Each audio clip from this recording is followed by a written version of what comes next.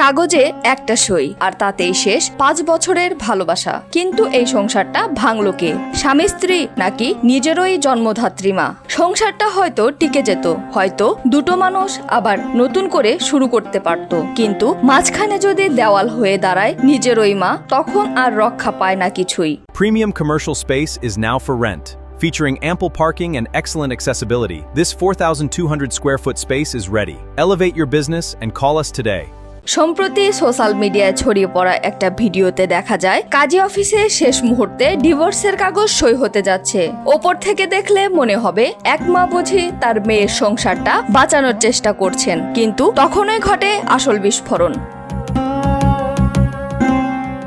সবার সামনে এতদিন জমে থাকা কান্না আর ক্ষোভ একসঙ্গে উগরে দেয় মেয়েটি। চিৎকার করে মাকে উদ্দেশ্য করে বলে, আজ আমার জীবনটা শেষ হওয়ার পেছনে তুমিই দায়ী।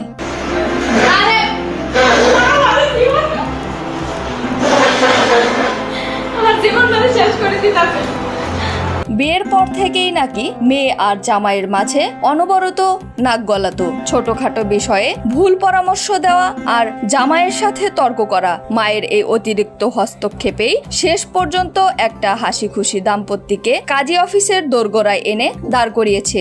যে মা সন্তানকে সুখে রাখার কথা ছিল, সেই মায়ের ভুল ভালোবাসায় যেন কাল হয়ে দাঁড়ালো। জীবন অবাক না করলে কে করবে? 28% মিল্ক ফ্যাটের অবাক করার সাথে ফ্রেশ মিল্ক পাউডার। জীবন অবাক করুক প্রতিদিন। ভিডিওটি আমাদের চোখের সামনে খুব বড় একটা প্রশ্ন দাঁড় করিয়ে দিয়ে গেল।